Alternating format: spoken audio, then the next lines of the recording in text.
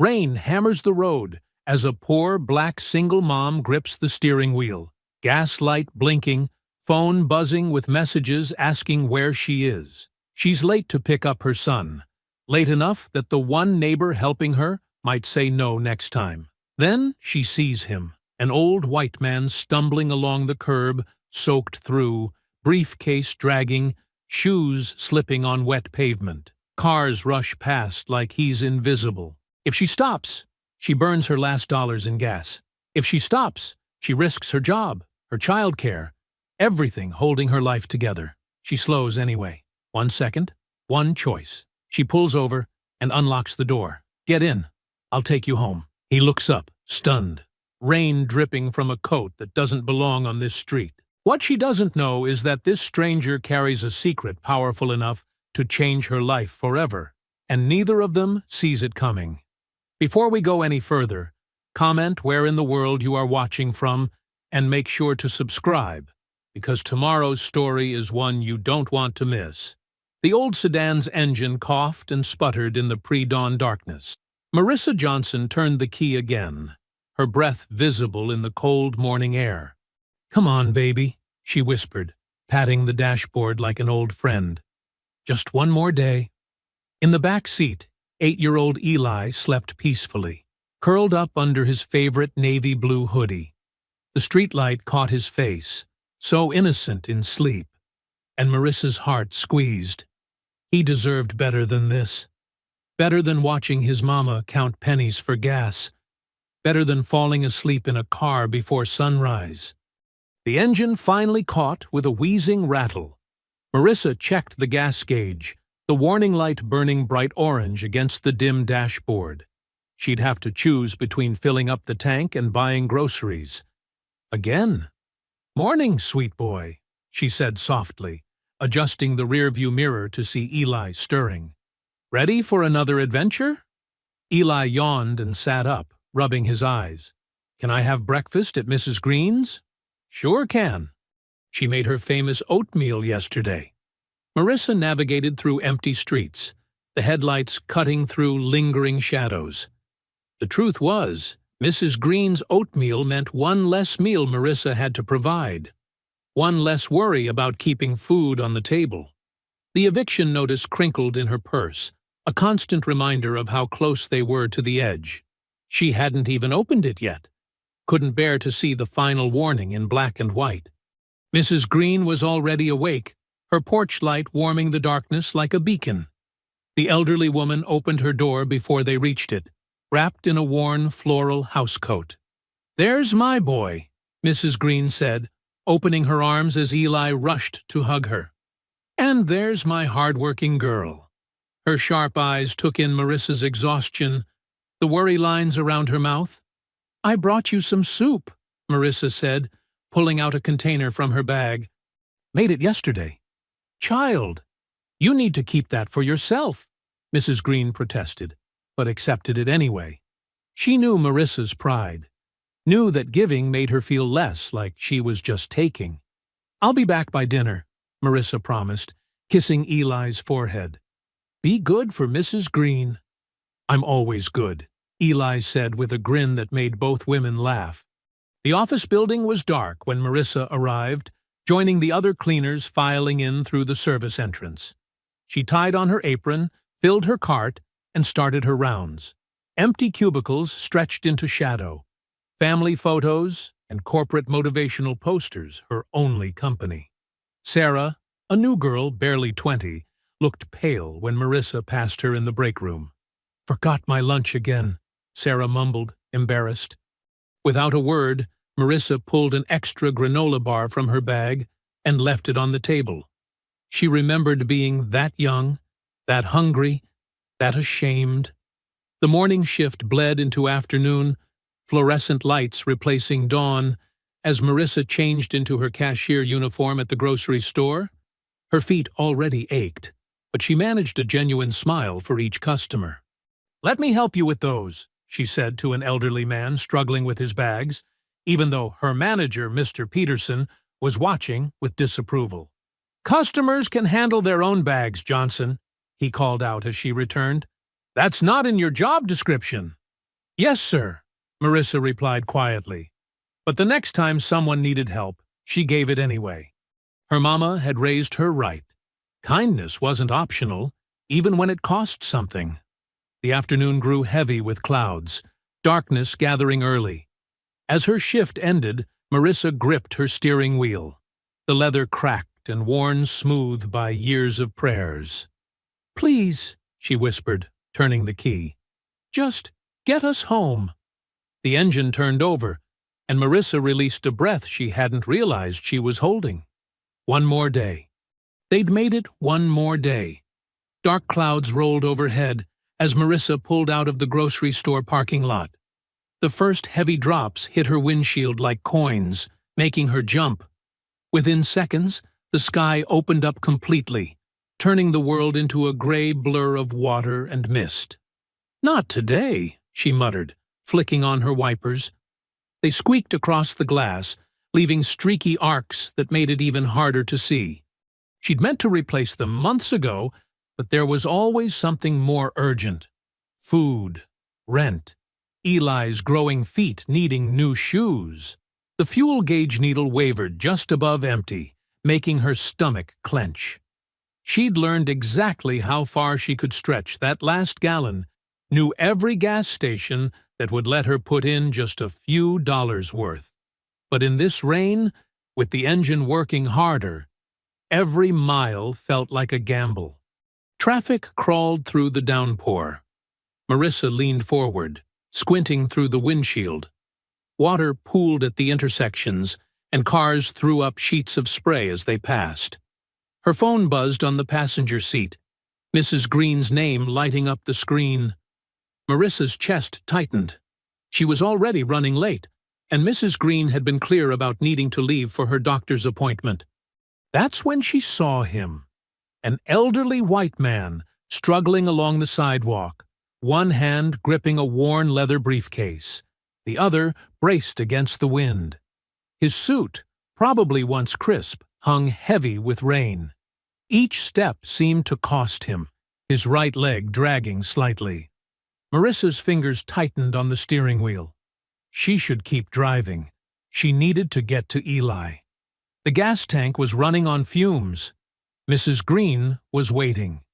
Every practical reason in the world said to drive past, just like all the other cars splashing by. The old man stumbled, his free hand shooting out to catch himself against a lamppost. His briefcase hit the wet sidewalk, papers spilling out to scatter in the wind and rain. "Lord have mercy," Marissa breathed. Before she could talk herself out of it, she hit her hazard lights and pulled over to the curb. Her window hummed as she lowered it, rain immediately spattering her face. "Sir," she called out. "Sir, please, get in. Let me take you home." The man looked up, water streaming down his lined face. He seemed to be weighing his options, pride warring with necessity. Another car roared past, sending a wave of dirty water over his shoes. "Please," Marissa said again, softer this time. "This rain isn't letting up." Her phone buzzed again, probably Mrs. Green wondering where she was. The gas gauge needle seemed to sink lower just sitting there. But Marissa kept her hand stretched toward the passenger door, remembering all the times she'd wished someone would stop for her when things were hard. The old man gathered his scattered papers with shaking hands, trying to stuff them back into his briefcase. Marissa put the car in park and grabbed her umbrella from the back seat. She stepped out into the downpour, hurrying to help him. "Here," she said, holding the umbrella over him as she knelt to rescue a soggy document from a puddle. "Let me help you with those." His hands were cold when they brushed against hers, accepting the wet paper. Up close, she could see how his shoulders trembled, whether from cold or exhaustion she couldn't tell. His suit might have been expensive once, but now it was as worn as her cashier's uniform, the edges frayed and thin. Finally, he nodded, something in his proud stance softening. "Thank you," he said quietly, his voice rough but cultured. "You're very kind." Marissa held the passenger door open, steadying him as he lowered himself into the seat. Water dripped from his clothes onto her cracked leather upholstery, and her ancient heater rattled to life, trying its best to push out warm air. The rain drummed against the car roof like angry fingers as Marissa navigated through the flooded streets. Her windshield wipers fought a losing battle against the downpour, and she had to lean forward to see clearly. Beside her, the old man shivered, his wet clothes leaving dark patches on her passenger seat. "I'm Henry," he said suddenly, his voice carrying an unexpected authority despite his bedraggled appearance. "Just Henry." He spoke with precise pronunciation, each word carefully chosen, as if he was used to people hanging on his every syllable. Marissa glanced at him, noting how his shoulders trembled. "Hold on a second," she said, reaching behind her seat while keeping one hand firmly on the wheel. Her fingers found the old gray sweatshirt she kept for emergencies. "Here," she offered. "It's not fancy, but it's warm and dry." Henry accepted the sweatshirt with slightly trembling hands. "You're very kind," he said, draping it over his shoulders like a blanket. "Most people wouldn't stop." "Most people should," Marissa replied, cranking up the temperamental heater. It wheezed in protest, but managed to push out slightly warmer air. "Where can I take you? What's your address?" Henry's brow furrowed. "It's near the old library. Or was it past it?" He stared out the rain-streaked window. "Take a right at the next light, I think. Or maybe—" His voice trailed off, and he shook his head. "I apologize. The streets look different in this weather." Marissa's concern deepened. She'd seen this kind of confusion before in some of her elderly customers at the store. The last thing she wanted was to drop him off somewhere random in this weather. She made a decision, turning toward the more commercial district where some businesses would still be open. The fuel warning light blinked insistently, and Marissa tried not to think about how much gas this detour was costing her. She had exactly enough to get to Mrs. Green's and back home. Or she had, before this unplanned rescue mission.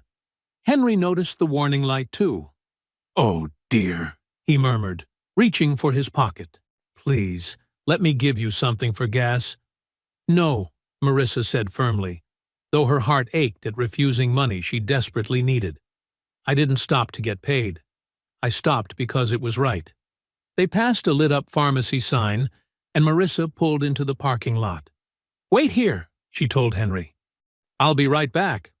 Inside the store, she counted out the last few dollars from her wallet, money she'd been saving for bread and milk tomorrow. Instead, she bought a cheap plastic poncho and a cup of hot tea from the store's coffee station. The cashier raised an eyebrow at her soaked appearance, but didn't comment. When she returned to the car, Henry was watching her through the window, his expression unreadable. She handed him the tea and helped him unfold the poncho. "It's not much," she apologized, "but it'll keep you dry when we figure out where you need to go." Henry wrapped his hands around the warm cup, studying her with sharp eyes that seemed suddenly more alert. "May I ask your name?" he said quietly. "Marissa Johnson," she answered, not knowing those two simple words would change everything. The rain continued its steady rhythm against the roof as they sat there, steam rising from the cup of tea between them. The heater hummed its weak protest, and somewhere in the distance, thunder rolled across the sky. In the glow of the pharmacy's fluorescent lights, Marissa checked her phone, 3 missed calls from Mrs. Green, and tried to figure out what to do next. "Mrs. Johnson," Henry said, sipping his tea with deliberate care. "I'm afraid I've disrupted your evening quite thoroughly." His words carried a weight she couldn't quite understand, but she was too focused on the practical problems at hand to dwell on it. "Don't worry about that," she said, though worry was exactly what she was doing. "Let's just focus on getting you somewhere safe and warm." She pulled out of the parking lot, the windshield wipers keeping their steady beat, as she searched for a solution that wouldn't leave either of them worse off than they'd started. The rain softened to a steady drizzle as streetlights flickered to life, casting long shadows across the wet pavement. Marissa's headlights swept across an imposing building she'd only seen in passing. All glass and polished stone, with a covered entrance and brass fixtures that gleamed even in the dim evening light. "There," Henry said suddenly, his voice stronger than it had been all evening. "That's my building." Marissa pulled up to the curb, studying the elegant facade with surprise. The neighborhood was well beyond her usual routes, the kind of place where people had doormen and parking valets. She glanced at Henry, seeing him differently now. His wet clothes and confused manner had masked something she was just beginning to notice, a certain bearing, a way of holding himself that spoke of authority. "I can make it from here," Henry insisted, but his hands shook as he tried to gather the borrowed sweatshirt and poncho. "Let me help you to the door, at least," Marissa said firmly. She stepped out into the drizzle and hurried around to his side, holding the poncho over both their heads. The plastic crinkled as they walked slowly toward the building's entrance. Under the awning, warm light spilled out through tall windows. A doorman in a dark uniform straightened at his post, alarm crossing his face as he recognized Henry. He started forward, but Henry raised one hand in a subtle gesture that stopped the man in his tracks. "Sir," the doorman began. "It's fine, James," Henry said, his tone carrying quiet command despite his disheveled appearance. The doorman stepped back, though his concerned gaze didn't leave Henry. Henry turned to Marissa, studying her face with an intensity that made her want to look away. But she met his eyes, seeing something there she couldn't quite read. Assessment, perhaps, or decision. His scrutiny felt weightier than the moment warranted, as if he was looking for something beyond simple gratitude. "Mrs. Johnson," he said, reaching into his wet jacket, "I want you to have this." He pulled out a simple white business card, somehow still crisp despite the rain. When she took it, she saw it held only a first name, Henry, and a phone number. No title, no company logo, nothing to hint at who he really was. "Call tomorrow," he said, his voice low and deliberate. "It's important." Marissa nodded, though she'd already decided the card would probably join the collection of well-meaning but useless papers in her purse. She'd learned long ago that promises rarely panned out, especially from strangers who meant well in the moment. "Thank you for your kindness," Henry said, and something in his tone made the simple words feel like more than routine gratitude. Marissa hurried back to her car, her heart suddenly racing, though she couldn't say exactly why. The whole evening felt surreal. The rain, the mysterious old man, this building that belonged in a different world than hers. She checked her phone as she slid behind the wheel, and her stomach clenched. 4 missed calls from Mrs. Green. It was well past when she'd promised to pick up Eli. Her hands shook as she turned the key. The engine coughed once, twice, before catching with a whine that spoke of near-empty tanks and worn-out parts. The fuel gauge needle sat firmly on E, no longer even pretending there was anything left to measure. "Please," she whispered, patting the dashboard like it was a stubborn animal she could coax into cooperation. "Just get us home." Each intersection felt like a gamble as she drove, watching the darkened streets through a windshield that needed new wipers 6 months ago. Her mind raced with calculations, how much she'd spent on the poncho and tea, how many hours she'd need to work to make up for the lost gas, what she'd tell Mrs. Green about being so late. When she finally pulled up to Mrs. Green's small house, the porch light was on, but the windows were dark. Marissa's clothes were still damp as she hurried up the walk, rehearsing apologies in her head. "Mrs." Green opened the door before she could knock, her face etched with worry rather than anger. "I'm so sorry," Marissa started, but Mrs. Green just shook her head and stepped aside. There on her worn couch was Eli, curled up under an old Afghan, dead to the world. "Baby, Mrs." Green said softly as Marissa gathered her sleeping son into her arms. "You can't keep living like this." Pre-dawn light crept through Marissa's kitchen window, casting weak shadows across the wrinkled paper in her hands. The eviction notice was short, just a few paragraphs of legal language that boiled down to one brutal fact: pay up or get out. She'd read it so many times, the words had started to blur together. "Mom!" Eli's voice pulled her back to the present. "Can I have more cereal?" Marissa quickly folded the notice and tucked it under a stack of other bills. "Sure, baby." She managed a smile as she poured the last of the generic cornflakes into his bowl. "But eat slow. We've got plenty of time before school." Eli nodded, spooning cereal carefully while his legs swung under the kitchen chair. He was wearing his favorite superhero t-shirt, washed so many times the design had started to crack. "Are you okay, Mom? You look tired." "I'm fine, just thinking about work stuff." Marissa reached across the table to smooth his hair. "How about we read one of your library books tonight? The new one, about space." His face lit up. "Really? Even if you work late?" "Really? Promise." She'd figure out how to make it happen, even if it meant skipping dinner herself. Eli needed these small moments of normal more than she needed food. After dropping him at school, Marissa rushed to her cleaning job, slipping in just as her supervisor was handing out assignments. The morning passed in a blur of vacuum noise and chemical sprays, her muscles moving through familiar motions while her mind churned with numbers. Even if she picked up extra shifts, there was no way to make the rent deadline. The phone buzzed in her pocket around 10. Unknown number. Marissa usually ignored these. Bill collectors were relentless. But something made her answer. "Mrs. Johnson?" The voice was crisp, professional. "This is Ms. Pritchard, calling on behalf of Henry. He'd like to see you downtown immediately." Marissa's first thought was scam. "I'm sorry, I don't—" "You gave him a ride last night in the rain," Ms. Pritchard continued smoothly. "Bought him hot tea and a poncho at the pharmacy. Your fuel light was on the whole time, but you refused payment. Does that help confirm this is legitimate?" Marissa's hand tightened on the phone. "Those details. No one else could know them." Yes, but I'm at work.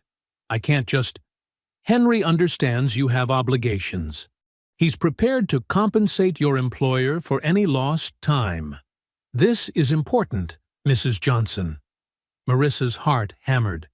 She thought of the eviction notice, of Eli's worn shirts, of the constant tightrope walk between almost okay and disaster. "I'll need to make arrangements for my son after school." "Of course. The address is 1200 Market Street. They'll be expecting you in the lobby." After a quick call to Mrs. Green, "Child, what kind of trouble are you in now?" Marissa changed into the blazer she kept in her car for emergencies. It was second-hand, slightly too big, but better than showing up wherever she was going in her cleaning uniform. The bus ride downtown felt surreal. She watched the neighborhoods change through smudged windows, houses getting bigger, streets getting cleaner, until finally the glass and steel towers loomed ahead. Her worn sneakers squeaked on the polished marble floor of 1200 Market as she approached the security desk, feeling painfully out of place. "Mrs. Johnson?" The guard smiled like he'd been waiting for her. "May I see some ID?" She fumbled with her wallet, heat rising in her cheeks as she handed over her driver's license. The photo was 4 years old, from before she'd had to sell her good work clothes. "Perfect, thank you." He handed her a visitor badge. "Take the express elevator to floor 47. Ms. Pritchard will meet you there." Marissa's knees felt weak as she walked to the elevator bank. The doors were polished to a mirror shine, reflecting her uncertain expression back at her. She pulled Henry's card from her pocket, running her thumb over the embossed letters. Just a name and number. Nothing to explain why she was here.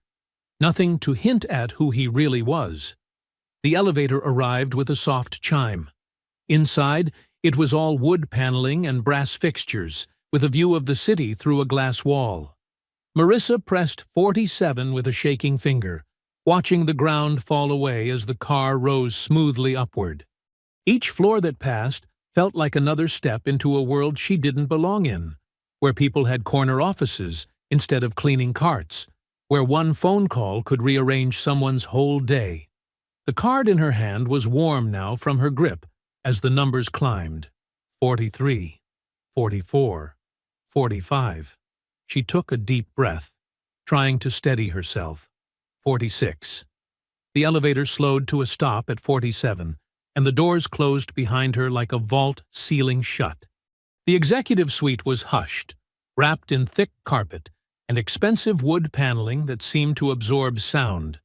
Ms. Pritchard guided Marissa to a leather chair that probably cost more than her monthly rent. "Water?" she offered, already moving toward a crystal pitcher. "Yes, please." Marissa's voice came out smaller than she intended. Through floor-to-ceiling windows, the city spread out like a map, buildings catching morning light. From up here, her neighborhood wasn't even visible, just a haze on the horizon where the nice parts of town faded into the struggles she knew. Ms. Pritchard handed her a glass of water, condensation beating on the outside. "Mr. Henry will join us shortly. Please, make yourself comfortable." Comfortable seemed impossible. Marissa perched on the edge of the chair, trying not to leave marks on the leather. Her blazer felt thin, her shoes scuffed against the pristine carpet. She sipped the water slowly, afraid of spilling. The door opened. Henry stepped in, and Marissa almost didn't recognize him. Gone was the drenched, confused man from last night.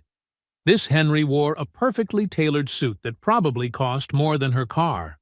His silver hair was neatly combed, his posture straight and commanding. But his eyes, those were the same. Clear, observant, weighing everything they saw.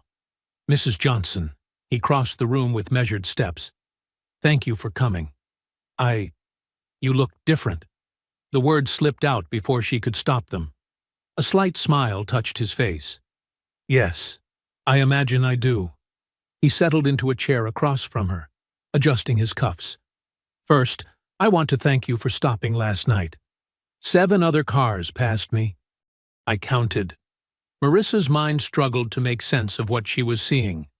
"You weren't really lost, were you?" "No." Henry's voice was gentle but direct. "I sometimes walk the city in ordinary clothes, without drivers or security. It helps me see how people truly behave when they don't know who I am." The water glass trembled in Marissa's hand as understanding hit. "So, I was part of some test? Some kind of experiment to see who'd help a poor old man?" Heat rose in her chest. Not just embarrassment now, but anger. "You could afford a taxi. You didn't need my gas, or my time, or—" "You're right." Henry cut in, not defensive but firm. "I didn't need help, but that's precisely why it mattered that you offered it." He leaned forward slightly. "Mrs. Johnson, I've spent years watching people perform kindness when they think it might benefit them. They see status, opportunity, networking. What I look for is different. Someone who helps when it costs them something real." Ms. Pritchard quietly placed a folder on the table between them. "You spent your last dollars on tea and a poncho," Henry continued. "You burned gas you couldn't spare. You risked child-care arrangements you depend on. And when I tried to pay you, you refused." His eyes held hers steadily. "That wasn't a performance. That was character." Marissa's throat felt tight. "I did what anyone should do." "But they don't?" "That's the point." Henry opened the folder. "I'm not here to give you a reward or a handout. I'm here to offer you a path." Inside the folder were documents with official letterheads, course descriptions, certification requirements, financial summaries. Marissa's vision blurred as she tried to read them. "It's a training program," Henry explained. "Community Health Navigation Certification. You'd learn to help people access medical care, social services, housing assistance, all the systems that are currently failing your neighborhood. The foundation will cover tuition, child care for your son, and transportation costs during your studies. Marissa stared at the papers, her heart pounding. The certification was real. She'd heard of it, dreamed of it even, but the cost had been impossible. Why me? Because you already do this work informally. I've watched you, helping elderly neighbors, sharing information about resources, making sure people aren't alone in crisis. But you're doing it without support, without credentials, without sustainable income. Henry tapped the folder. This makes it official, gives you tools to help more effectively, creates a career, not just a calling. Ms. Pritchard placed a pen beside the papers. The initial commitment is 6 months of full-time study. The foundation provides a living stipend during that time. Marissa picked up the pen. It was heavy, expensive, the kind of pen that signed things that mattered. Her hand shook slightly as she looked at the signature line. "For my son," she whispered, pressing the pen to paper. "I'll do the work." The pen moved slowly, carefully, forming her name. Each letter felt like a promise. To Eli, to herself, to the community she wanted to serve. She'd seen too many offers that seemed too good to be true. But this wasn't a handout or a quick fix. This was a chance to transform her hard-won experience into real change. When she finished signing, Henry reached for the papers. Their eyes met across the table. His measured and evaluating, hers determined and clear. In that moment, Marissa understood. Her kindness in the rain hadn't just been about helping an old man home. It had been about proving who she was when no one was watching, when helping hurt, when doing the right thing came at a cost. That choice had opened a door. Now she just had to walk through it. The afternoon sun cast long shadows across the school playground as Marissa waited by the front gate. Her mind still spun from the morning's meeting, but seeing Eli's face brought her back to earth. He bounced down the steps, backpack swinging, then broke into a grin when he spotted her. "Mom, you're here!" He rushed over, surprise and joy mixing in his voice. Usually, Mrs. Green picked him up on weekdays. "Sure am, baby." Marissa caught his small hand in hers, holding it like an anchor to reality. His fingers were warm and sticky, probably from classroom snacks. "How was your day?" "We learned about butterflies," Eli said as they walked to the bus stop. "They start as caterpillars, but then they wrap up in this thing called a chrysalis and change completely." Marissa smiled at the timing of his lesson. "That's kind of like what might be happening for us." Back home, Marissa heated leftover spaghetti, while Eli spread his homework across their small kitchen table. She watched him concentrate on math problems, his pencil moving carefully between numbers. The familiar sight steadied her racing thoughts. "Hey, E?" She sat down beside him. "I need to tell you something important." Eli looked up, his expression turning serious. At 8 years old, he'd already learned to read the weight in adult voices. "Remember last night when I was late picking you up from Mrs. Green's?" Marissa began. "Well, I was late because I stopped to help an older man walking in the rain. He was lost and cold, so I gave him a ride." "Was he okay?" Eli asked, concern crossing his young face. "He was. But here's the amazing part. This morning, he offered me a chance to go back to school, to learn how to help people in our neighborhood better, and get paid for it."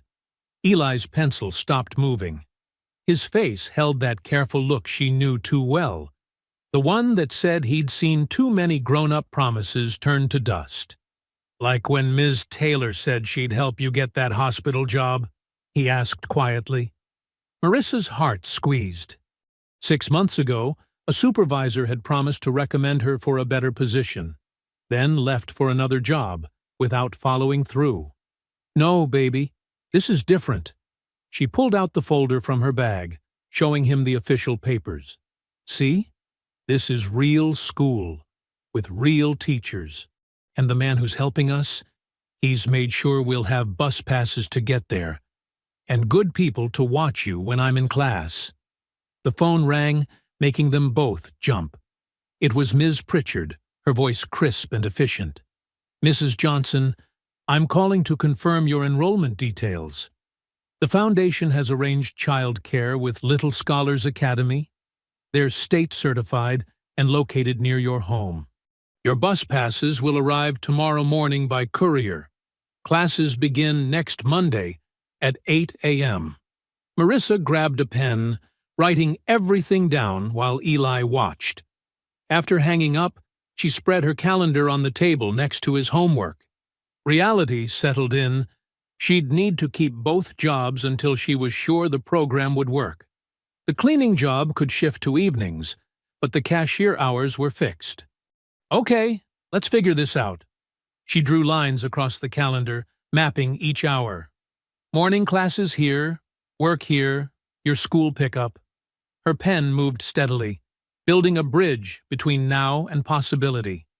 Eli leaned against her arm, watching. "That's a lot, Mom." "It is," she agreed, "but sometimes you have to work extra hard at the beginning to make things better later. Like those butterflies you learned about. They don't just pop out of nowhere. They have to push and struggle to get free." She dialed another number, her landlord. Her voice was stronger than usual as she explained her situation, using words like career training and professional certification that still felt new in her mouth. "I understand the rent is late," she said firmly. "I'm asking how many days exactly before you file the eviction paperwork. I need the specific number." The landlord remained unmoved, but Marissa wrote down the number. 14 days. It wasn't much, but it was concrete. She could work with concrete. Later that night, after Eli's bath and bedtime story, Marissa sat at the kitchen table with the program outline spread before her. The certification requirements looked daunting. Medical terminology, healthcare systems, social service navigation, cultural competency training. But underneath the big words, she recognized the work she'd been doing informally for years, helping people find doctors, understand paperwork, access services. Eli's soft breathing drifted from his bedroom as he slept. She glanced at his backpack, still decorated with the butterfly stickers his teacher had handed out that day. The timing felt like more than coincidence. "No wasted chance," she whispered, reading the first chapter title again. Her fingers traced the words, as if to make them more real. The old sedan sat lifeless in the dim morning light, refusing to turn over no matter how many times Marissa twisted the key. She hit the steering wheel in frustration, then immediately regretted it. This car had carried her through 3 years of double shifts. It didn't deserve her anger. "Not today," she whispered, gathering her heavy book bag. "Please, not today." The morning air bit through her jacket as she ran toward the bus stop, her shoes hitting the sidewalk in a desperate rhythm. She'd left early enough to drive, but hadn't planned for mechanical failure. Other commuters huddled under the metal shelter, their breath visible in the cold. Marissa checked her phone. 6:45 a.m. If the bus stayed on schedule, she could still make it.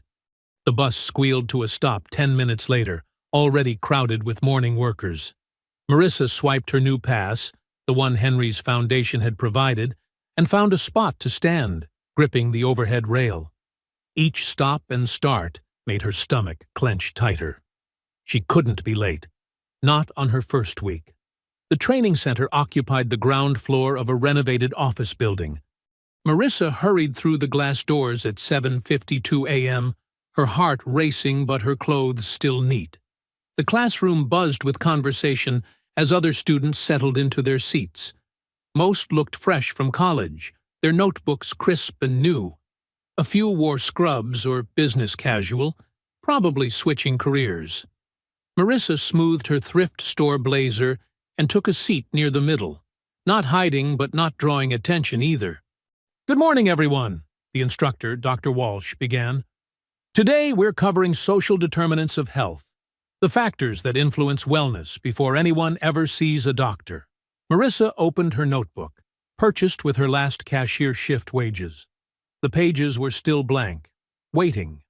Let's start with housing instability, Dr. Walsh continued. How does uncertain shelter affect healthcare access? The room fell quiet. Young hands stayed down, faces uncertain. Marissa's heart picked up speed as memories flooded in, calling clinics from payphones, using old addresses on forms, choosing between rent and prescriptions. Slowly, she raised her hand. Yes, Mrs. Johnson? When you don't have stable housing, Marissa began, her voice steady despite her nerves, you can't get consistent care.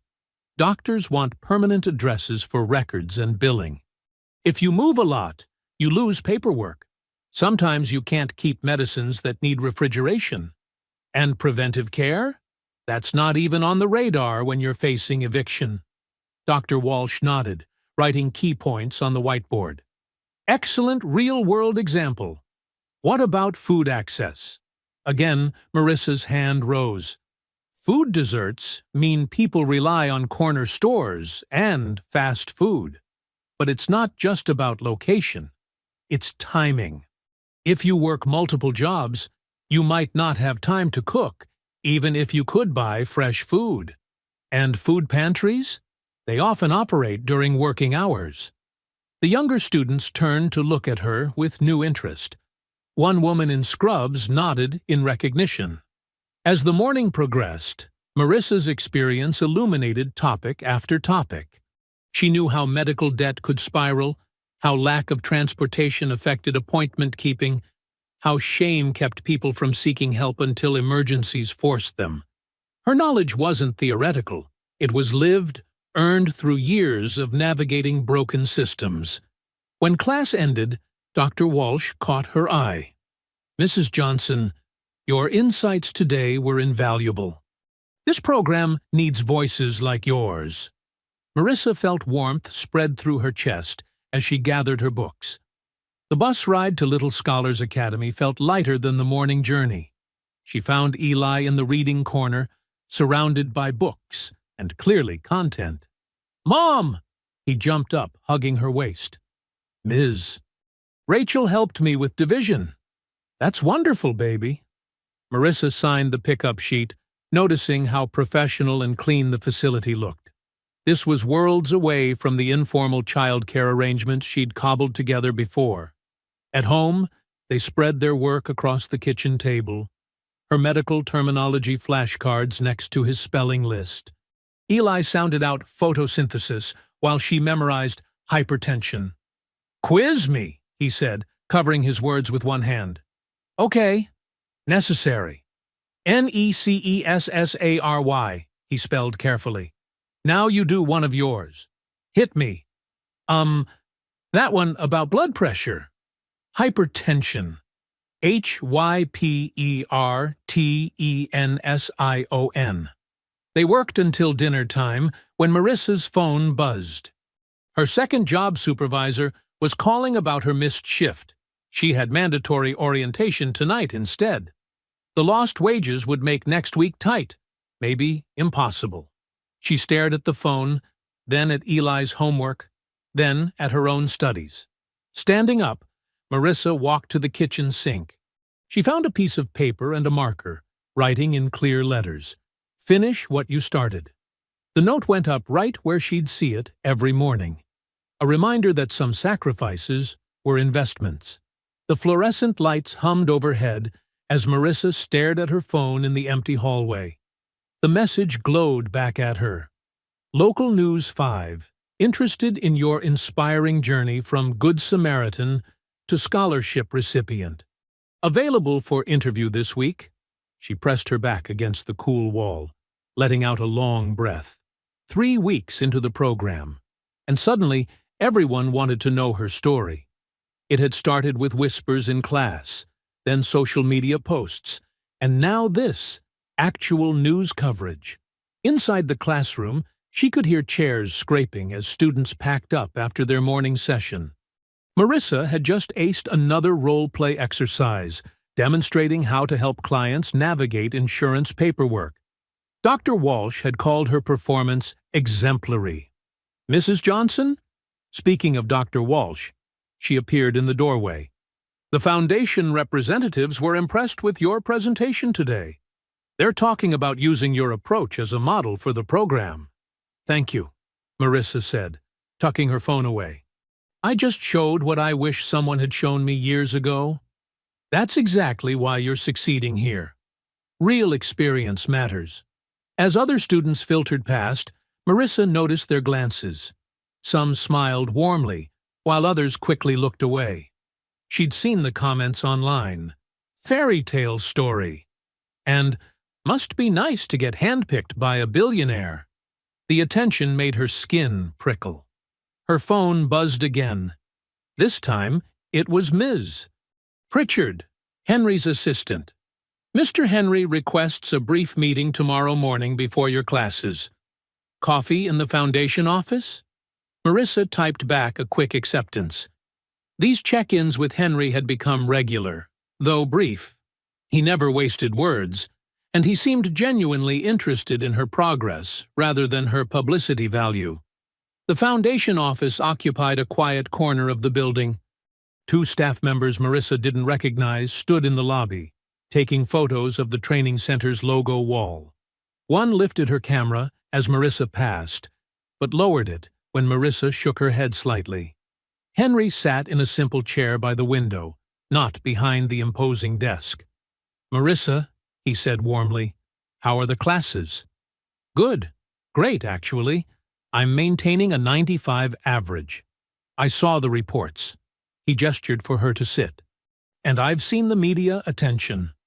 Marissa's shoulders tensed. "I haven't responded to any of it. Nor should you feel obligated to. This opportunity is yours, earned through character, not a publicity stunt. Though I understand the Foundation's marketing team is enthusiastic. They followed me to lunch yesterday," Marissa admitted. "Wanted photos of natural interaction with classmates." Henry's expression darkened slightly. "I'll speak to them. Your focus should be on learning, not performing for cameras." After the meeting, Marissa felt lighter. She spent her lunch break apartment hunting on her phone, allowing herself to imagine a future with more space than their current one-room rental. A listing caught her eye. A two-bedroom with actual closets, walking distance from a good elementary school. The rent was high, but maybe possible with her future salary.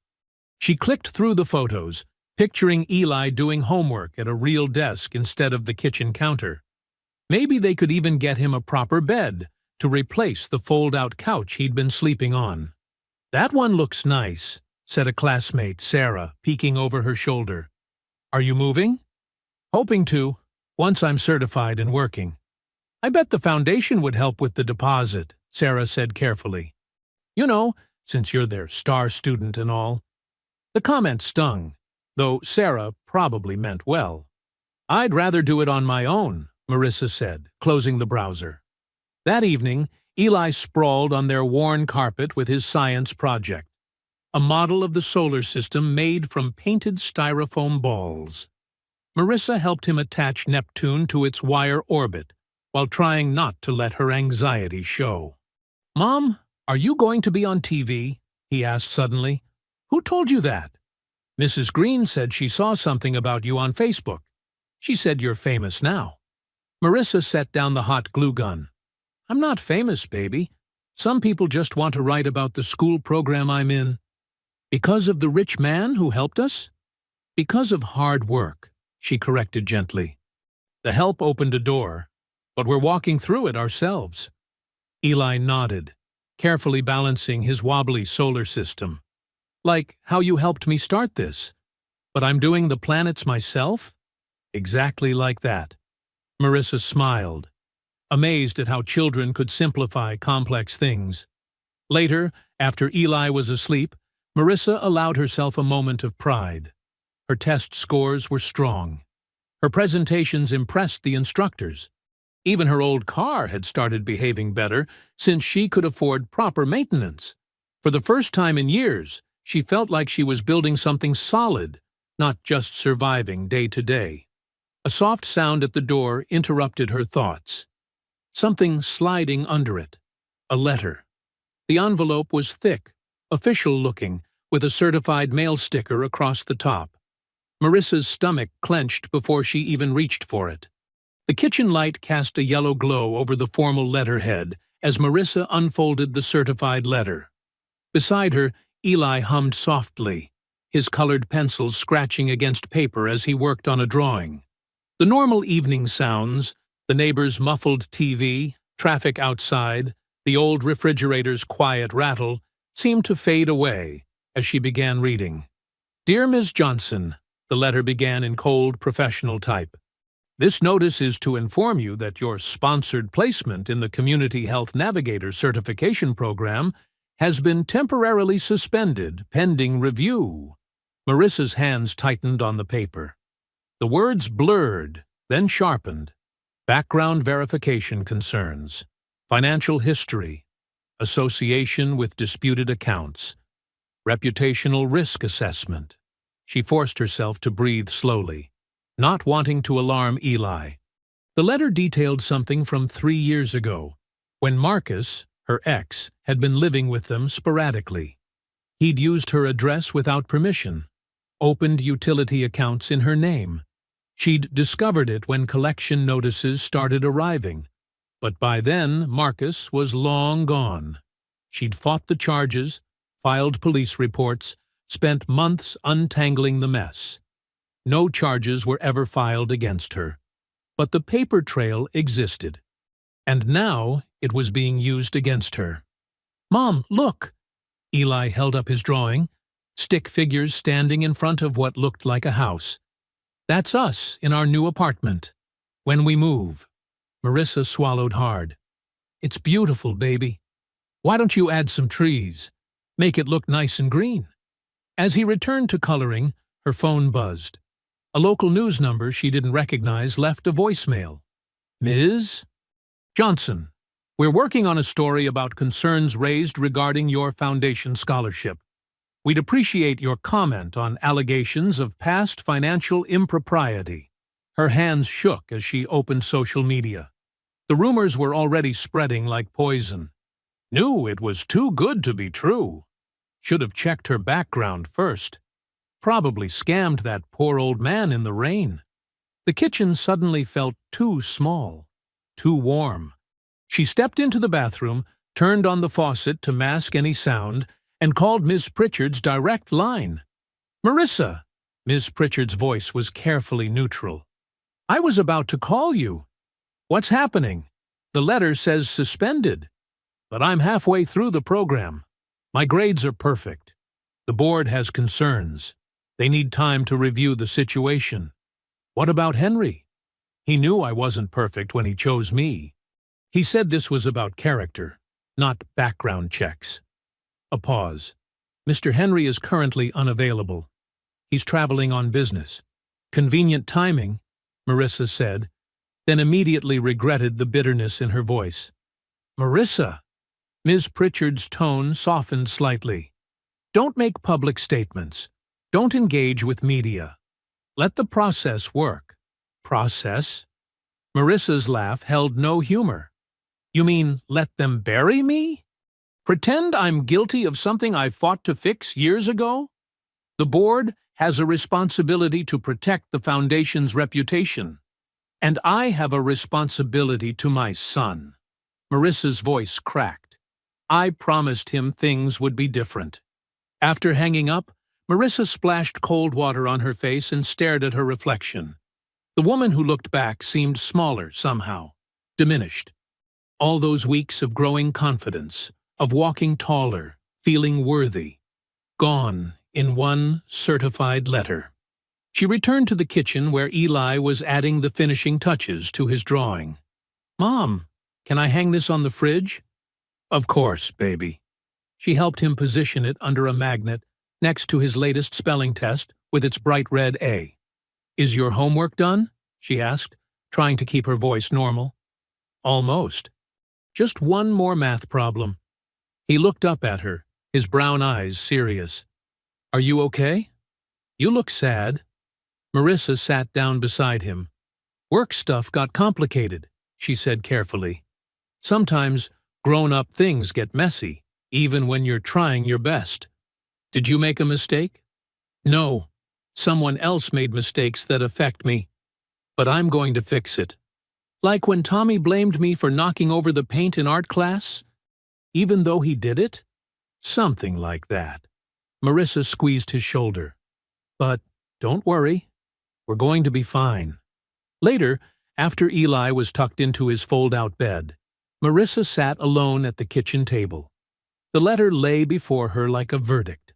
She thought about all the mornings she'd arrived early to class, all the late nights studying while Eli slept, all the careful budgeting to make this work. She thought about Henry walking in the rain, testing people's character. Had that all been a game to him? Her phone kept lighting up with notifications, more news inquiries, more social media tags, more whispers becoming shouts. She turned it face down. The apartment felt heavy with silence. On the fridge, Eli's drawing showed their imagined future. A proper home, stability, dignity. All the things she'd finally dared to reach for. Marissa picked up the letter again. Her hands trembled as she folded it precisely along its creases, each bend a small act of control when everything else felt chaotic. The Foundation's logo stared back at her, embossed and official, claiming the power to judge her worth. "I'm still going tomorrow," she whispered into the quiet kitchen. The words came out shaky, but grew stronger as she repeated them. She thought of Eli's faith in her, of all the times she'd told him to stand up after falling. The letter went into her bag, next to her textbooks and carefully maintained class notes. Tomorrow would come, with its stares and whispers, its judgments and assumptions. But she would be there, in her seat, proving something, if only to herself and her son. The morning air bit through Marissa's thin jacket as she stood at the bus stop, clutching her textbooks. Her stomach growled. She'd given her last granola bar to Eli for breakfast. The Foundation's letter sat heavy in her bag, but her student ID still worked. Until someone physically stopped her, she'd keep showing up. Other commuters huddled nearby, checking phones and watches. A woman Marissa recognized from class glanced at her, then quickly looked away. The story had spread. Marissa lifted her chin and stared straight ahead. The bus arrived with a whoosh of brakes. Marissa counted out exact change.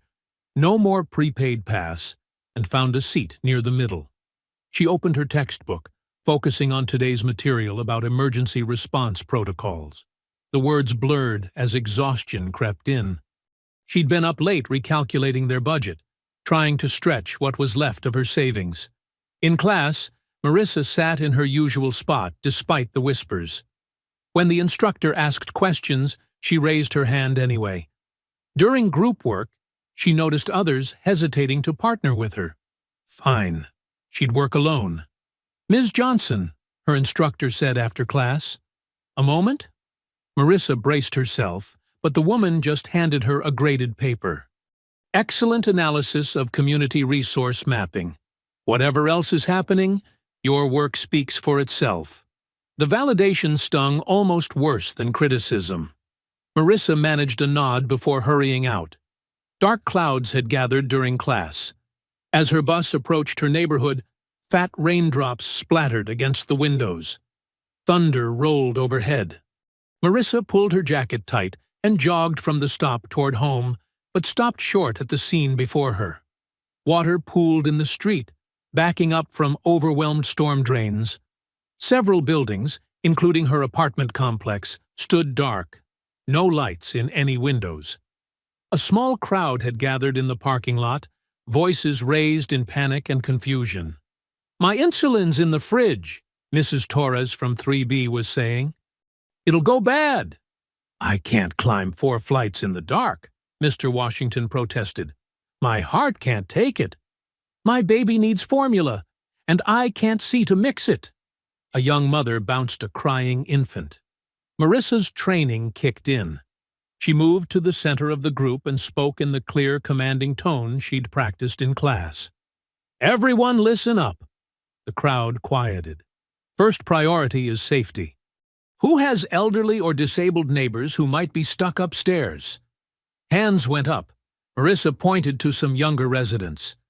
"You three, grab flashlights and check on them. Work in pairs. Mrs. Green has a master key. She's in 2A. She turned to a teenager with a charged phone. "Call emergency services. Report the flooding and power outage. Tell them we have vulnerable residents who need assistance." To others, "Who has battery packs? Gather them at the community center. It has a backup generator. We can set up a charging station." People began moving with purpose. Marissa spotted Mrs. Torres trembling over her insulin. "The community center has a refrigerator on generator power. We'll move temperature-sensitive medications there." "My baby," the young mother pleaded. "I have bottled water in my apartment," Marissa said. "We'll use that for formula." "Does anyone else have bottled water to share?" Several people nodded. Marissa organized a water collection point, showing the mother how to properly mix formula by flashlight. Rain pounded harder. Marissa's clothes were soaked, but she kept moving. She helped Mr. Washington navigate the dark stairwell, one step at a time.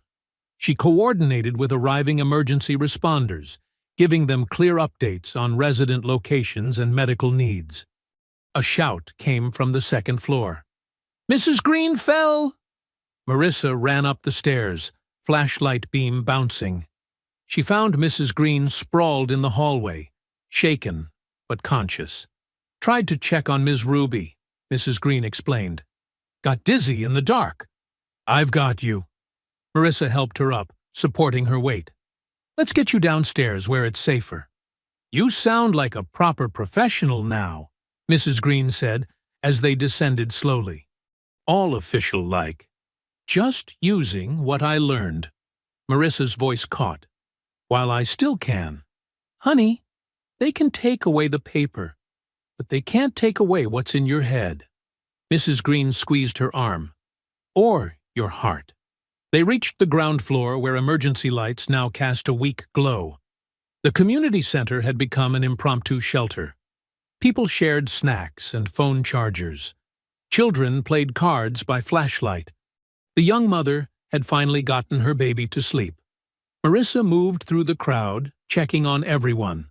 Elderly residents with their rescued medications, families with small children, people with mobility issues. She answered questions calmly, directed resources where needed, and kept panic from spreading. Her training manual was getting wet, but she referenced it anyway, checking protocols for power outages, reviewing signs of anxiety and shock, documenting which residents might need follow-up care. "You're good at this," the emergency response coordinator told her. "We could use more community health workers with your instincts." Marissa just nodded and moved on to the next task. She wasn't doing this for praise or attention. She was doing it because people needed help, and she knew how to give it. The rain continued falling, turning the parking lot into a shallow lake. Across the street, partially hidden by shadow and a black umbrella, a solitary figure stood watching. Henry's face was etched with something deeper than simple observation. A heavy recognition of what he'd almost thrown away, and the cost of doubting someone's character once it had been proven true. But Marissa never saw him. She was too busy holding a flashlight, while an elderly resident counted out her evening pills, too focused on checking that the temporary charging station was working, too concerned with making sure everyone had what they needed to make it through the night. She did what she'd always done, what she'd continue doing whether anyone noticed or not. She helped anyway. The late afternoon sky remained heavy with clouds, but the worst of the storm had passed. Emergency vehicles' red and blue lights pulsed against wet pavement, casting shifting shadows across gathered residents. Near the community center entrance, people huddled in small groups, sharing blankets and swapping stories about the flooding. Marissa stood by a fold-out table, organizing donated supplies into categories: bottled water, snacks, basic first aid items. Her clothes were still damp, and exhaustion pulled at her shoulders, but she kept moving. A small notepad beside her listed each resident's immediate needs. Mrs. Torres needed her medication refrigerated. The Martinez family needed diapers. Mr. Washington required assistance with his oxygen tank. "You've really thought of everything," commented a paramedic, scanning her notes. "Just trying to keep track," Marissa replied, adjusting the flashlight propped against a water bottle. Her voice was hoarse from hours of giving directions and reassurance. The community center hummed with activity. Children dozed on chairs while parents spoke in hushed voices. Emergency crews moved efficiently through the space, checking on elderly residents. The young mother, whose baby had needed formula earlier, gave Marissa a tired smile from her corner. A police officer approached with another update. "Power company says it might be tomorrow before everything's restored. We're arranging temporary shelter for anyone who needs it." Marissa nodded, already mentally sorting who would need transportation assistance. She was so focused on adding notes that she didn't notice the figure approaching until a familiar voice spoke. "Ms. Johnson." She froze. Without looking up, she knew it was Henry. Her hands tightened on her pen, knuckles white with tension.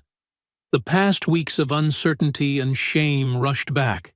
The letter, the accusations, the silence from his office. "Not now," she said quietly, still writing. "I'm busy helping people who actually need me. Please." His voice carried none of its usual authority. 5 minutes. Marissa finally looked up. Henry stood there in a rain-dampened suit, his usual commanding presence softened by what looked like genuine regret. She glanced around at her neighbors, at the emergency crews, at the children sleeping on chairs. 5 minutes, she agreed, turning to a volunteer. "Watch the supplies table? I'll be right back." They moved to a quieter corner of the room, where the emergency lights cast long shadows. Marissa crossed her arms, protective armor against whatever new disappointment might come. "I saw how you handled the crisis," Henry began. "Did you?"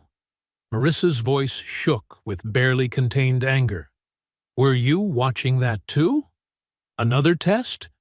Because the last one wasn't humiliating enough? You have every right to be angry. Where were you?" The words burst out, sharp with hurt. "When that letter came? When people started calling me a fraud? When everything I'd worked for just disappeared?" She took a shuddering breath. "You talked about seeing real character. But the moment someone questioned mine, you vanished." Henry didn't interrupt or defend himself. He simply listened, his face grave, as Marissa's words poured out. "Do you know what it's like," she continued, "to finally believe you might have a real chance, then watch it slip away because of something someone else did? To have your whole past used against you, even though you survived it?" A young boy's cry interrupted them. Someone had dropped their flashlight, and the dark had scared him. Marissa automatically turned toward the sound, but another resident was already there, offering comfort. Henry waited until she looked back at him. "The board review wasn't solely my decision," he said carefully. "But you're right. I allowed it to continue. I needed to know if your kindness was conditional." "Conditional?" Marissa's laugh was bitter. "On what? Having enough money? Being comfortable? Because those have never been options for me." "No," Henry said softly. "I needed to know if you would keep helping others even when no one was watching, even when there was no reward, even when it cost you everything." Marissa thought of the past weeks, still attending classes, still studying, still showing up. Today's crisis response. So it was another test. An unfair one, Henry admitted. One I regret. Watching you lead today, seeing how naturally you stepped up, It proved what I already knew but needed to confirm. You help because it's who you are, not what you might gain. He reached into his jacket and withdrew a folder. I personally investigated the background issue, traced the paper trail to your ex-partner, found documentation clearing your name. His voice hardened. I won't let systems punish you for surviving someone else's mess. Marissa stared at the folder but didn't take it. Why should I trust you again? Because I'm not just offering to restore the opportunity, Henry said. I'm here to apologize. I let fear of being wrong about you override what I knew was right. That caused you pain you didn't deserve. A commotion near the supplies table drew Marissa's attention. Someone needed help organizing donations. Her body automatically turned toward the need, and Henry noticed. Even now, he said quietly, your instinct is to help. It's not an instinct, Marissa corrected him. It's a choice, every time. Henry nodded slowly. That's exactly why I'm here. Tomorrow morning, I want you to come with me to meet the board. Marissa tensed. I won't beg them to believe in me. No, Henry agreed. You're not coming as a charity case or someone who needs their approval. You're coming as the leader you already are. The leader everyone here sees clearly. The emergency coordinator called Marissa's name, needing her input on overnight arrangements. She glanced at Henry, then at the folder he still held. Your 5 minutes are up, she said. I have work to do here. The elevator doors opened onto the 45th floor, revealing a corridor of polished marble and gleaming wood. Marissa's reflection ghosted along brass-trimmed walls as she followed Ms. Pritchard toward double doors marked boardroom. Her second-hand blazer felt thin against the building's aggressive air conditioning, but she kept her spine straight. They're waiting, Ms. Pritchard said softly, pausing at the entrance. She gave Marissa an encouraging nod before pushing the doors open. 12 faces turned toward her. The board members sat around a massive oval table, their expressions ranging from polite disinterest to barely concealed skepticism. Leather chairs creaked as they shifted, papers rustled, and someone cleared their throat. Henry stood at the head of the table, his presence commanding even in silence. Ms. Johnson, please join us, said a silver-haired woman who introduced herself as the board chair, Dr. Elizabeth Warner. We understand you'd like to address certain concerns. Marissa took her seat, conscious of every eye studying her clothing, her posture, her worthiness to be in this room. She placed her folder, containing every document she could find about the utility dispute, carefully on the table's gleaming surface. Thank you for meeting with me, Marissa began, proud that her voice remained steady. I know your time is valuable. A man in wire-rimmed glasses consulted his tablet. We're reviewing some concerning information about your background, Ms. Johnson. Issues that could impact donor confidence and program integrity. The Foundation's reputation is paramount, added another board member. We must maintain strict standards for beneficiary selection. Marissa noticed how they used careful words to dress up their judgment. She remembered Henry's advice from earlier. Don't let their language intimidate you. Speak your truth, plainly. I understand reputation matters, Marissa said. So let me be clear about mine. She opened her folder with steady hands. 6 years ago, my ex-partner used my address for utilities without my knowledge. When he abandoned the account, the company came after me. I was working 2 jobs then, too, raising a toddler alone. I couldn't afford a lawyer to fight it. She met their eyes one by one. Being poor means you're guilty until proven innocent. Being poor means one mistake, even someone else's mistake, follows you forever. Being poor means systems assume the worst about you, no matter how hard you work or how honest you are. The room stayed silent. Even the paper shuffling stopped. I brought documentation, Marissa continued, sliding copies forward. Court records showing I was never charged with fraud. Proof I set up a payment plan for bills that weren't mine, because I couldn't fight them. References from employers who know my character. Dr. Warner examined the papers through her reading glasses. These circumstances are unfortunate. However, the Foundation must consider. If I may, Henry interrupted, standing. His voice filled the room with quiet authority. I've witnessed Ms. Johnson's character firsthand, not through background checks or paperwork, but through actions under pressure. He described the neighborhood crisis during the storm. Marissa organizing emergency response, tracking vulnerable residents, coordinating with first responders. She led without being asked. She served without reward. She showed exactly the kind of practical leadership our programs should cultivate. Admirable, said the man with wire-rimmed glasses. But our guidelines need revision, Henry cut in.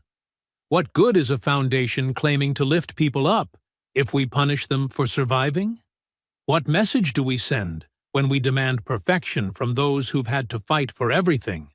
Marissa watched the board members exchange glances. Henry wasn't finished. I propose we not only reinstate Ms. Johnson's sponsorship, but expand it. Full tuition coverage, a paid foundation internship, leadership development training. She's already proven she can translate empathy into action. Let's give her the tools to do more. The budget implications, someone began, will be covered by my personal guarantee, Henry said firmly. Unless, of course, you'd prefer I redirect my funding to organizations with clearer moral vision. The threat hung in the air. Board members shifted uncomfortably. Marissa kept her face neutral, though her heart hammered. Dr. Warner removed her glasses. Perhaps we should put it to a vote. Perhaps we should, Henry agreed. But first, I'd like Ms. Johnson to share her vision for what she'd do with this opportunity. Marissa hadn't expected this opening, but she was ready. She spoke about creating accessible health navigation services in underserved neighborhoods, about training other community members to advocate for themselves, about building bridges between medical systems and people who'd lost trust in institutions. I know what it's like to feel invisible, she concluded. To need help, but not know how to get it. That experience isn't a weakness. It's expertise. I can reach people others can't, because I've walked in their shoes. The board vote that followed felt almost anticlimactic. Under Henry's steady gaze, they approved the expanded program with only 2 dissenting votes. Dr. Warner herself made the motion to proceed immediately with reinstatement. As the meeting concluded, board members gathered their materials and filed out. A few nodded to Marissa. Their earlier skepticism softened. Henry touched her shoulder briefly as he passed, a quiet gesture of support. Marissa remained seated for a moment, her hands folded in her lap. Relief made her dizzy, but determination steadied her. She thought of Eli, of Mrs. Green, of her neighbors during the storm. She thought of all the times she'd helped anyway, when helping hurt. Now she had a chance to help with real resources behind her. Ms. Pritchard appeared at her side. Ready to review the new paperwork?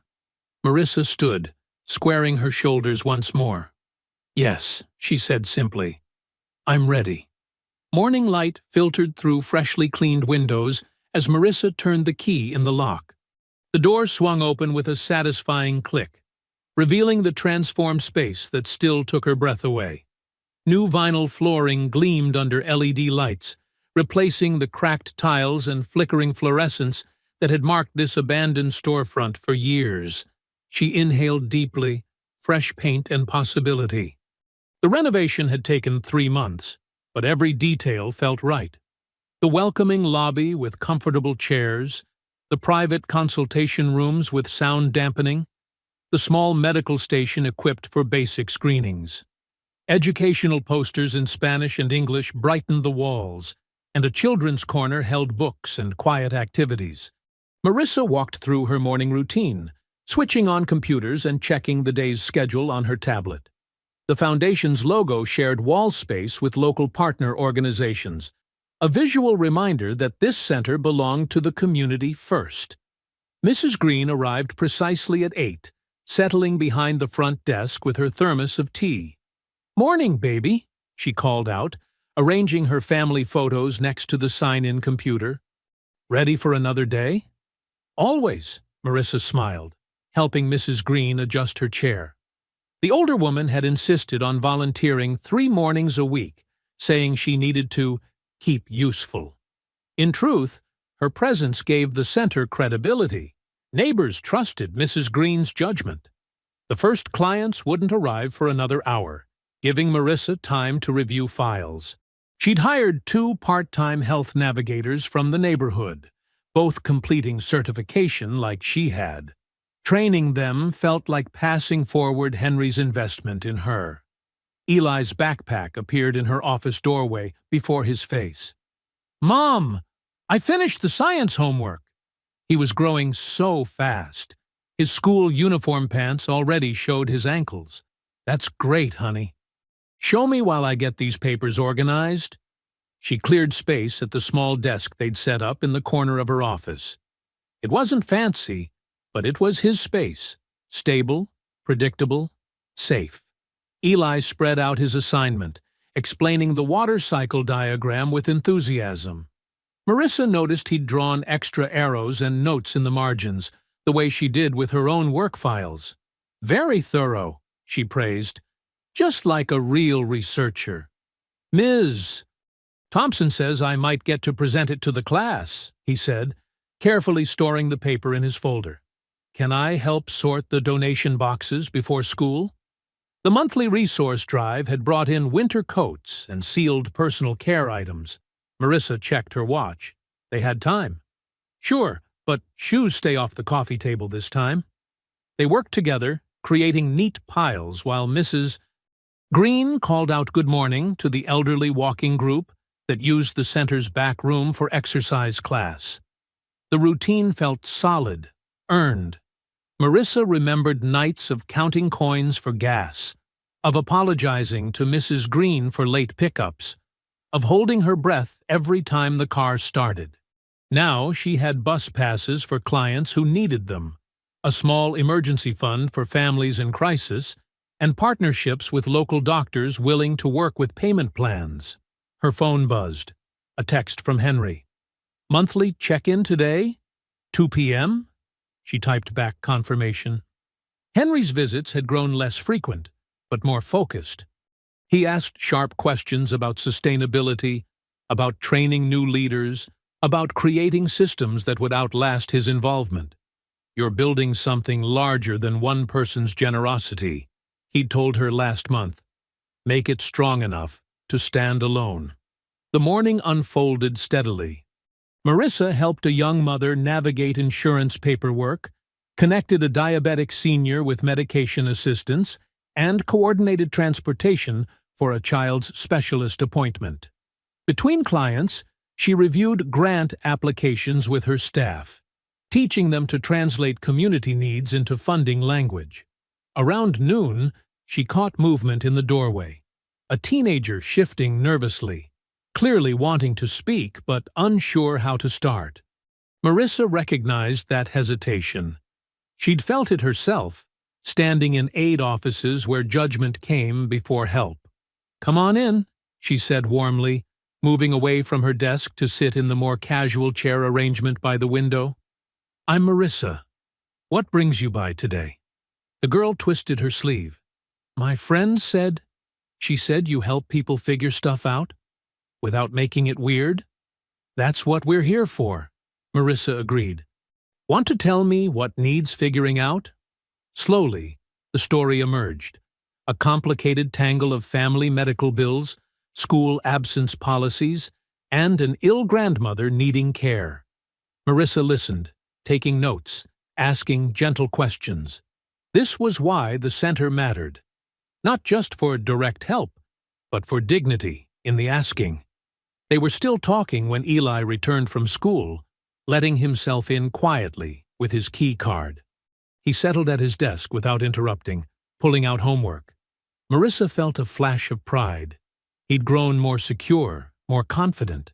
He no longer asked anxiously when she'd be home or worried about next month's rent. The stability had given him room to be a child again. Mrs. Green poked her head in. Reminder, that new hospital liaison is coming at 3 to discuss their community outreach program. Thanks, Mrs. G. Could you pull the visitor stats from last month? They'll want to see our numbers. The older woman nodded. Already printed. And I made coffee. The good kind, not that break room stuff. Marissa smiled. They were building something real here. Not just services, but relationships. Trust. Hope with solid ground under it.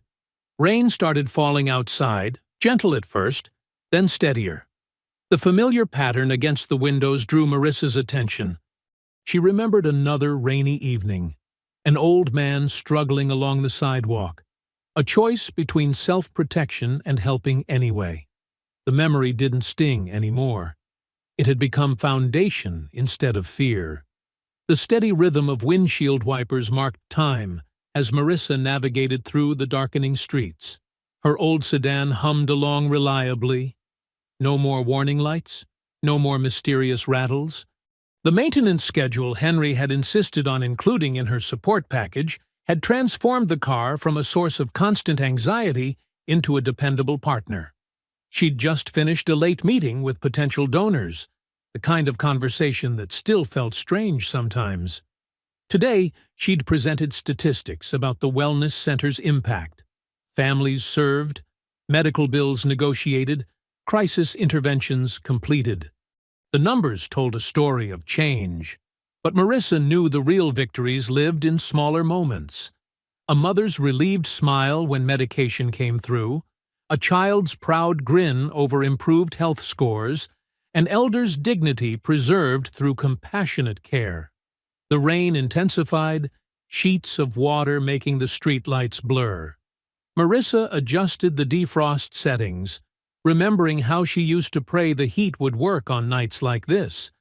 Now the warm air flowed steadily, and her gas gauge showed more than half full. Such simple things, but they still made her pause in gratitude. At a red light, movement caught her attention. Through the rain-streaked passenger window, she saw a man struggling along the sidewalk. He was maybe 50, wearing a thin jacket that offered little protection from the downpour.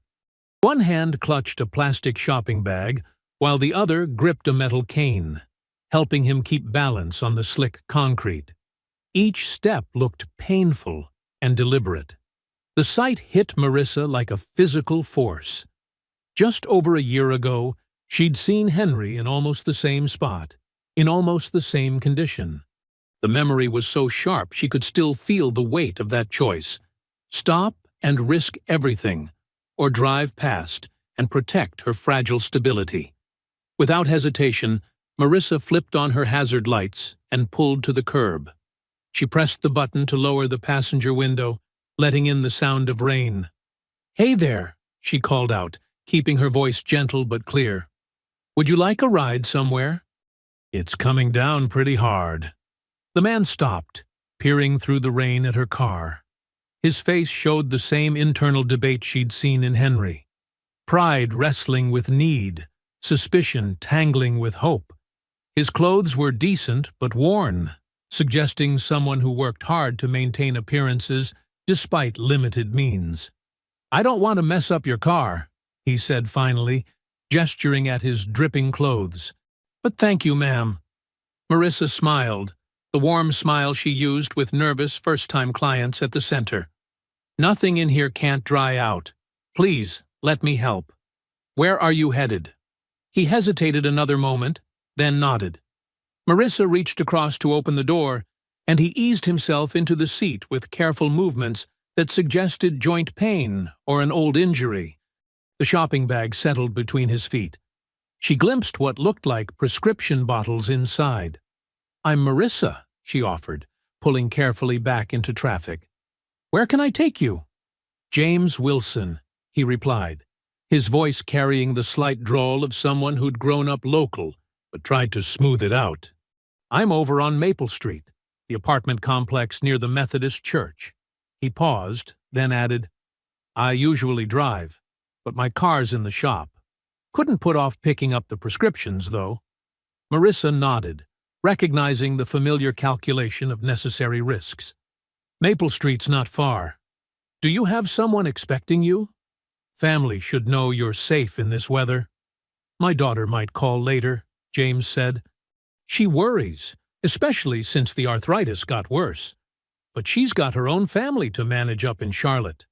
The conversation felt like an echo, but now Marissa was on the other side of it. She knew the right questions to ask, the way to show interest without prying. "That's tough, managing health stuff long distance. Does your doctor have a good system for prescription refills?" James sighed. "It's complicated. Insurance changed again. Had to switch some medications. Still figuring out what's covered." Marissa kept her voice casual, while her heart squeezed with recognition. "You know, I work at that new wellness center over on Grant Avenue. We have staff who help navigate insurance issues, find medication assistance programs. All free, no strings attached." She gestured to the glove compartment. "Would you mind checking in there?" "I should have some of our cards." James retrieved a business card, studying it under the passing streetlights. The center's logo was simple but professional, with contact information and a list of basic services. Marissa had designed it herself, making sure it looked legitimate without being intimidating. "I've heard about this place," he said slowly. "Friend of mine said you helped his mother get into that new senior dental program." "That's us," Marissa confirmed, turning onto Maple Street. "We're open Monday through Saturday, and you can just walk in. No appointments needed for initial consultations." She pulled up to the apartment complex, positioning the car so James would have a shorter walk to the covered entrance. He tucked the card carefully into his wallet. "I appreciate the ride, Ms. Marissa. And maybe I'll stop by the center next week." "We'll be there," she assured him, watching to make sure he made it safely to the building's door. As she drove away, the rain continued its steady fall. But it felt different now, cleansing instead of threatening, familiar instead of fierce. Marissa thought about Henry, about choices and changes and circles closing. She hadn't offered James a business empire or a miraculous transformation. She'd simply given what she could: a dry ride, a kind ear, and a path to possible help. The sedan's headlights cut through the rain, guiding her home where Eli waited with Mrs. Green. Her son would want to tell her about his day, show her his latest art project, maybe ask for help with math homework. They'd eat dinner at their small table, plan for tomorrow, and feel secure in the knowledge that their lights would stay on, their home was stable, and their future had room to grow. I hope you enjoyed that story. Please like the video and subscribe so that you do not miss out on the next one. In the meantime, I have handpicked 2 stories for you that I think you will enjoy. Have a great day.